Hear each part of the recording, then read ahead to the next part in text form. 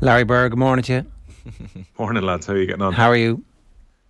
Yeah, not too bad. I'm just after seeing a piece of breaking news come out from Maurice Brosnan in the Irish Examiner, and probably more bad news for the Ladies Football Championship this summer, and talk about the AFLW. So there's 6 days that clubs have got time to sign international players before the window closes, and Niamh McLaughlin, the current Player of the Year, the Donegal star, it looks like she's about to sign for the Gold Coast Suns, so she's heading to Queensland. Would have previously played in the Women's Super League with Newcastle and Sunderland, so no great surprise that she's looking at playing in a multi-code of sports. But pretty talented. These 1 million people who's good at everything. Yeah.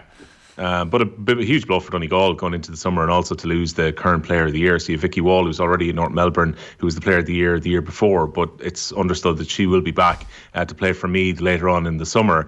And the other one that's being reported currently by Morris is the possibility of Laois's best player from the All-Ireland Intermediate Championship last year, Eoin Fitzpatrick, who's being scouted by quite a few clubs, it seems. But Morris is reporting that Carlton want to get her signing done before the end of the trade block on March the 20th. So 6 days left for Eoin Fitzpatrick to make a decision. But she was nominated for Player of the Year in the All-Ireland Intermediate Championship last year. So it looks like two of the stars of last summer are on their way to Australia for the coming season.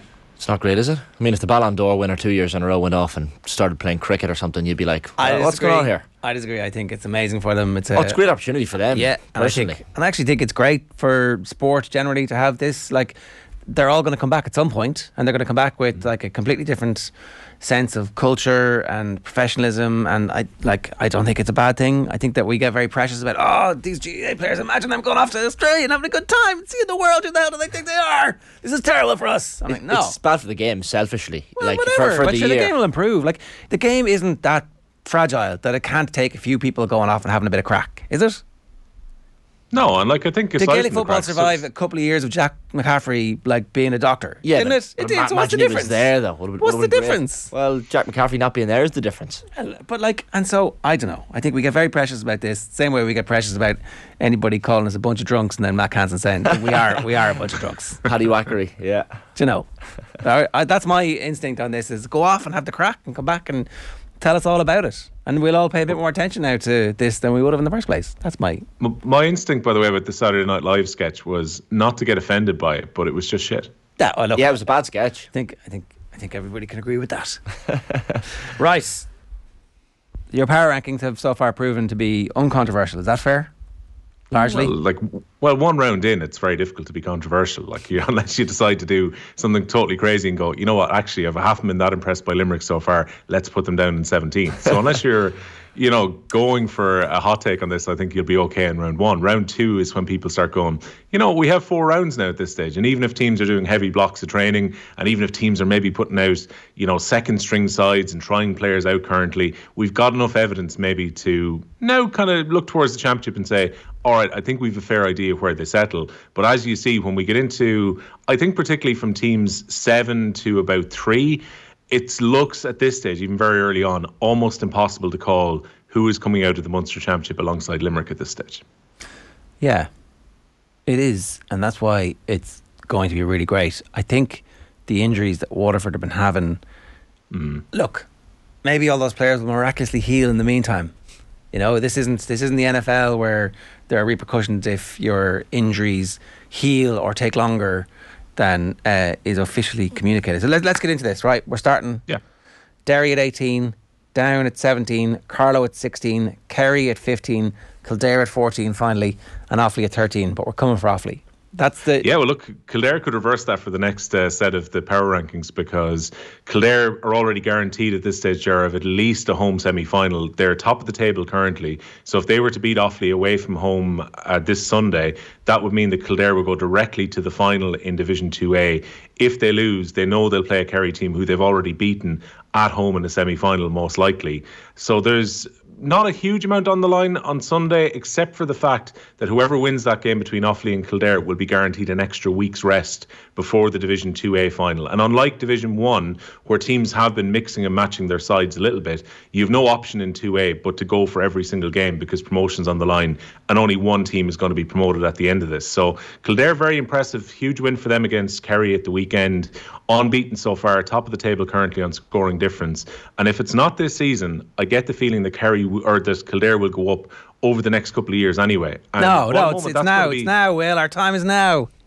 Well, to go from the Christie Ring Championship to go into Division 1, the Hurling League, would be remarkable with the upward trend that Kildare are on currently. And this is a huge opportunity for them. I think for hurling, as much as I want to see selfishly from a bias point of view Offaly get promoted this season, it'd be big for hurling to have another team at the top table in Division 1 if Kildare were to get promoted over the next little while. Kerry obviously would be disappointed. They're the fallers at the moment, down to 15. They've suffered back-to-back defeats against their promotion rivals in Offaly and Kildare either side of the break. But Kerry still have the opportunity, if they win on Sunday, where they could finish up in third place. It just looks like it's going to be a longer route for the Kingdom to get into the Division 2A final, but they want to miss out 2 years in a row in promotion. It would be very disappointing for them if they don't get to at least the final in Division 2A. There's not much between these teams at that level, but the job that David Hardy is doing is astonishing, and it would be really important for Kildare to keep him for the medium term.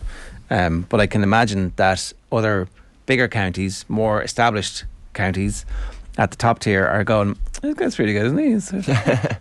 Yeah, it helps that he talks a good game as well. Like, anytime that we have him on the show, I think Harity always has insights that you probably don't think about, and the way he probably thinks about it from a different perspective to many of the pundits who are out there right now, because he's really good at kind of seeing things as a goalkeeper. Maybe throughout his career they've got a very wide view of what's happening on the pitch, and I always think Harity is a good listen, which helps as well, on top of what's been backed up on the pitch with what Kildare have been doing. I mean, it's been very well documented, Naas winning the All-Ireland Intermediate Club the year before last, and getting a win in the Senior Championship against Shinrone in the season just gone by. Those players are backboning the Kildare team right now. Some very good young players and good young dual players who are coming through in Kildare in the school system currently. So there is that feeling that there's a conveyor belt of talent, and that this isn't just one group of Kildare hurlers right now who maybe are on the precipice of doing something remarkable. I think there's the feeling that Kildare are a coming force in hurling right now, and it's helped. I mean, it's been well documented, the fact that their clubs have gone and played in the Kilkenny league system at underage level, and that's helped to sharpen things a little bit as well. And maybe we'll be talking about Kildare as a model for some other counties who are trying to develop, because they are bringing themselves up the hurling totem pole right now. Kildare are a dual county now, is that what we're saying? Well, are we going with that? What you're saying?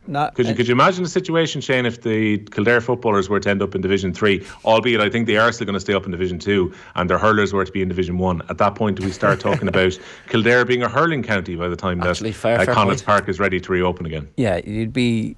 The difficulty with that is that there'd be a backlash. The burn the sticks thing would travel from Meath down to Kildare, and another civil war would happen in Kildare GAA. So I think it's, I do honestly think that the job that Harity's done is sensational. It kind of it crept up imperceptibly that it had been 5 years that he's been plugging away there, and so fair play to him. But it was interesting that they were name checked by Don Logue in the middle of his bit at the weekend about the new president, and should there be an injection of cash to some of these counties specifically aimed at nourishing hurling? I think there should be in Antrim. I mean, they should be able to get their own house in order, because it's such a big county and there's massive population and there's loads of money floating around. And it's the same in Kildare, but actually if you need to license 10 or 15 coaches to go in for a generation and go, we want you to be first tier because bigger audiences, more people, more counties, spread the love. I don't know. And then you have, what about me? What about mine? I've been here for years. I'm the prodigal son. You're killing the... So, you open a can of worms. Let's move on before I get any more into that. The next one. Laois 12, Westmeath 11, Antrim 10, Wexford are on 9, Dublin up 1 on 8, Waterford down 1 on 7. Yeah, so Laois dropped to 12th on the back of losing the most important game of their season on the Sunday just gone by, where they played against Antrim in what was effectively a relegation playoff semi-final. Conal Cunning scored 110 for Antrim. They moved the ball around really well. They're guaranteed of Division 1 status now for the 2024 season after beating Laois by a couple of goals, 318 to 118. I've put Westmeath in 11th because Westmeath, to their credit, have had a lot of injuries this year. Didn't have their captain Killian Doyle, who was their main player against Limerick at the weekend. They beat Cork in the second half of their game just before the break, and they drew the second half against Limerick on the weekend just gone by. No Niall Mitchell currently either, so they've got injuries a bit like Waterford that they need to try and get healed up ahead of the championship, where they're going to have a lot of tough games. But Westmeath have acquitted themselves reasonably well in a very, very difficult Division 1A, and I kind of fancy Westmeath to win the playoff against Laois in 2 weeks' time. Antrim go up a place to 10th on the back of beating Laois and being safe, and now knowing they can go into the Leinster Championship, knowing they'll be playing top flight hurling. Wexford, I was listening to Sarah Donovan chatting to you guys yesterday, and like Lee Chin made such a difference to that Wexford team at the weekend against Cork, albeit Cork did switch their side around a little bit, and Cork trailed in that game for 69 minutes to Wexford. Wexford be so disappointed that they didn't get 2 points on the board at Páirc Uí Chaoimh. And then you look at the injuries they've picked up. It's been a costly defeat as well, where Conor McDonald, Damien Reck, Liam McGovern, Matthew O'Hanlon went off. O'Hanlon had deputised really well in at the full back position, with Liam Ryan currently out with a hand injury as well. And then you saw Dee O'Keefe was just limping around for the last 10 minutes or so, trying to just be a player that could stand in at full forward. That's a lot of key players, and they haven't had Rory O'Connor during the season either. It was a good response, given that they conceded 6-25 against Clare in the previous game in the home ground at Wexford Park, to go to Páirc Uí Chaoimh and to perform as well as they did. But I wonder if some of these injuries are now aggravations, how much that might affect them in the Leinster Championship. That's the thing, isn't it? Yeah, currently you're kind of thinking Dublin might just finish ahead of them in Leinster. Well, Sarah made me doubt myself about that maybe Micheál O'Donnell's plan isn't a 1 year thing. It's not an immediate bounce. It's put structures in place, build slowly, as opposed to try and have some kind of great escape. And actually, if those players, again, we'll have to wait and see what the team sheet is like, and then we'll have to see if they make it through the first 30 minutes and they're not just taking a risk on them. So, okay, that's that page. Anything else on that page you want to talk to us about? I think Dublin, again, it's just their dependency on Donald Burke. Like, he has been the man to watch because of the spectacular points he's been putting over in the league so far. Again, he scored 11 points against Kilkenny. Were you not worried? Dublin were really limp. Yeah, were you not worried about the fact that Kilkenny just essentially handled them like they traditionally do? They always Thanks very much for the game, but actually this is not important to us? Yeah, last 3 games they played against Kilkenny bullied them off the pitch. And at the weekend, one thing to know for Kilkenny, didn't hit a single wide in the first half, which is very impressive. It's a very different efficiency to what we've seen from Dublin, who seem to shoot from everywhere during the National Hurling League so far. I think their forward line is a little bit short right now. That's the problem further down the line for Dublin. Skell on the pod last night was quick to point out that Micheál O'Donoghue's first year with Galway, he ran the S out of them in pre-season, and they were doing a lot of heavy training during the league, which he felt actually was a big part of their lack of performances in the league that year. But in Championship, they managed to get their performances right. So maybe Dublin are in a very heavy block of training at the moment. Well, more importantly, did Skell's Ma's insistence that he not curse mean that he said they ran the S out of us, or did he actually? No, well, like, considering on the bonus episode last week, Skell said horseshit 4 different times when he was responding to a listener comment, meant that he did not learn his lesson. I think during the first half of the pod, he was reasonably well behaved. And then next thing, I think I may well have enabled him, because there were a few comments that came in going, just let Skell swear, it's a podcast, let him loose. And next thing, horseshit came out multiple times when someone suggested that the Munster final was important to Limerick last year. And then I think Skell backed down and apologised to the same listener this week. Okay. So amazing. He's learning. The way the league champions last year, Waterford, down in was it 7th you had them? Well, like, yeah, they had the place. shipping goals for fun, and Austin Gleeson injured now as well, so which isn't great for them. Yeah, I mean, a few concerns. The game at the weekend, Tipperary against Waterford at Thurles, was the best game we've seen in the league so far. There was a real kind of needle and intensity about that game. And it only really ran away from Waterford after Jamie Byrne was sent off. Now, that's an issue in itself. Waterford are picking up red cards throughout the league. It's been hurting their performances and making games more difficult for them. And then they conceded 3-8 to 6 points in the last 15 minutes of the game. And that's a concern for Waterford. But the game was a bit closer maybe than the final scoreline would suggest. Problems would be, I don't know about Desi Hutchinson in this withdrawn role. For me, Desi Hutchinson, play him a corner forward, let him be a player going off the shoulder of the last defender, let his runs drag around the full back line. I don't know if he's as effective coming out the field. And then Stephen Bennett, who this time last year was in everybody's fancy hurling team because of the scoring that he was doing on Waterford's run to winning the league, he hasn't scored from play so far in the league. And that's a big concern. His free taking is still quite good. And then Ozzie Gleeson comes in to start at the weekend, and then he picks up a hamstring injury, which has put him out for 4 weeks. Ger's already mentioned their lengthy injury list. To have Conor Prunty and Austin Gleeson out for probably the start of the Munster Championship is far from ideal. So you just kind of wonder, there's a combination of things there, both the injuries and also the system has meant it hasn't quite clicked just yet. Hamstring injuries obviously also notoriously difficult to come back from in the same way in the middle of the championship. Let's move on to page 1. So Clare 6, Tip 5, Galway 4, Cork 3, Kilkenny 2, Limerick 1. This is all wrong, Will, by the way, but Clare are down 2 to 6, even though they've got their players back. Tip up 2 to 5, Galway down 1, Cork up 2 to 3, Kilkenny unchanged as your second best team, which is clearly wrong, and Limerick number 1. Yeah. So Clare, obviously the disappointment is that they let that 7-point lead slip against Galway at the weekend. Very, very rare occasion where you've got Tony Kelly not scoring at all at the weekend. Given Tony played like a remarkable pass to Meehan for the assist, which was probably one of the moments of the weekend. But for Tony Kelly not to score is completely remarkable, really. And Galway took control of that game in the second half against Clare. It's very hard to know. Clare have been up and down in the league so far. If you were to look at the two most significant games that they played, away to Limerick, with the exception of the bit of a second half comeback, they were convincingly beaten. They lost the second half quite comprehensively against Galway at home at the weekend. And I think you're probably judging it slightly on that. I still like this Clare team, and as Jared's mentioned, a lot of their main players are coming back in, and they played some lovely hurling in the first 15 minutes when Galway allowed them to do so. John Conlon just walking out with the ball at different stages in Ennis at the weekend. But I just kind of wonder at this stage whether Clare are quite clicking just yet. Again, you got to bear in mind, they play Cork this weekend. They probably would reckon that Limerick are going to qualify, so Clare will go off and do a mini training block probably after their last round of the league this weekend, and maybe they come flying into Munster like they did last season, where they were so impressive and pushed Limerick to the pin of their collar. But at the moment they look like they're just a little bit back in that level last year. Tipperary, I think you got to respect what they've been doing so far. They're averaging 33 points a game. That forward line just has so many options. Not respecting them enough to put them up to like second or third here. How are they behind Cork? Well, Cork have won 4 games from 4. I mean, albeit the last 2 games were against a Wexford team with quite a few injuries and Westmeath. I take that into account. But this is a Cork team who've won away from home, put 4 goals past Galway and Salt Hill, and came from behind to beat Limerick in the first game, and are doing so in Division 1A. You're the captain of the Cork hype train here, Will. I know. You have Cork fans booking off the day after the All-Ireland final at this rate. Not quite that, but I was slightly on the hype train last year after the Kilkenny game. I really thought after that semi-final in the league, it was like, you know what, Cork actually have all this hurling talent, but they've managed to just add that work rate to it as well, and a little bit of steel. And then I went down to Thurles to cover the league finals, and Waterford just ran through them for sport.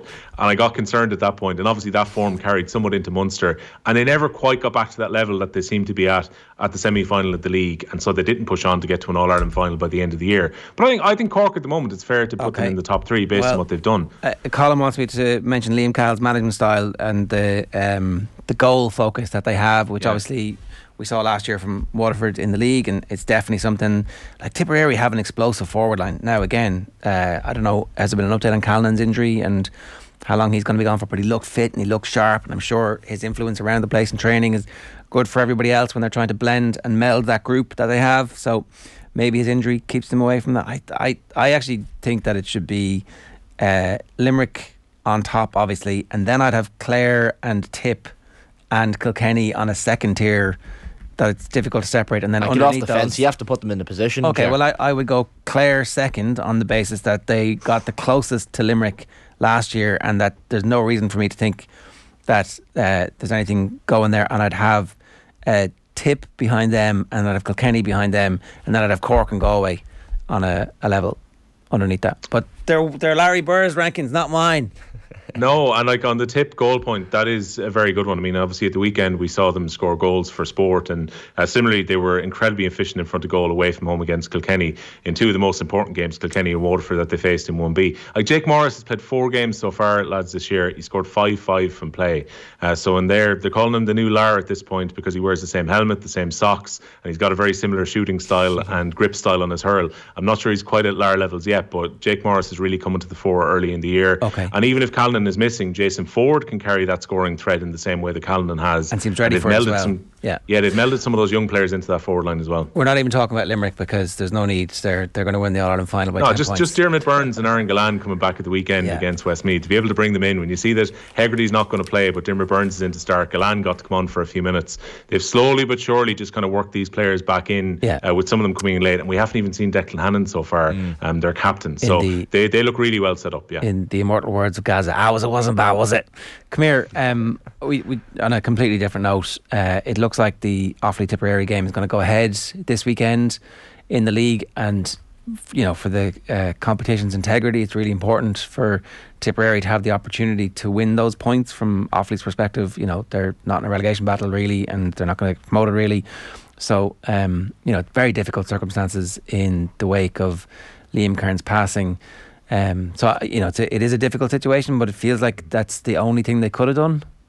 Yeah, I think so. I mean, it's incredibly raw currently for the Offaly players because, as many people have probably been reading or hearing about over the last 24 hours, that Liam Kearns spent a couple of hours with the Offaly football panel on Sunday morning. And I was talking to some of the players on Sunday night was actually a player who had texted me first, who had heard about it, and I was just completely shocked by the news on Sunday evening as it was starting to emerge. And the feeling was that they wanted to go forward this weekend and to play the game against Tipperary. Offaly's Division 3 status is already consolidated, but there is still that outside opportunity of going for promotion. And because of the way the table is looking in Division 3 right now, with Fermanagh, Down and Westmeath also in contention to join Cavan in a league final, it's important that this game is played this weekend, because there's not really a window to play it ahead of the last weekend if it was to be pushed back by a few days. So my understanding is right now that Martin Murphy and John Rouse will take joint control of Offaly for this current weekend, and that they're very keen to go and get a result on the back of what's been a very difficult week for the team, because they've also involved in a big fundraiser which is coming up in a few weeks' time. And the late Liam Kearns was even in a video which I think was shot late last week, and it had to be pulled at the weekend after the tragic news. And they had played Laois in a challenge game on Friday, and I think a lot of people are still just coming to terms with the very sudden nature of the fact that Liam has passed away as well. But that looks like it's going to be a 2:00 throw-in. I see Shane Brophy from the Nenagh Guardian has reported that the game has been brought forward, so it's no longer clashing with the rugby. It was due to be on at 6 p.m, so it looks like an afternoon start in Semple Stadium. And given the affection that there is for Liam Kearns in Tipperary after their run to an All-Ireland semi-final in 2016, I would think that both sets of supporters, a neighbourly clash of the weekend, will be keen to pay tribute to Liam Kearns before that game at the weekend as well. Yeah, for sure. Well, good stuff. Thanks for joining us this morning. Cheers. Cheers, lads. It's Will Callahan there.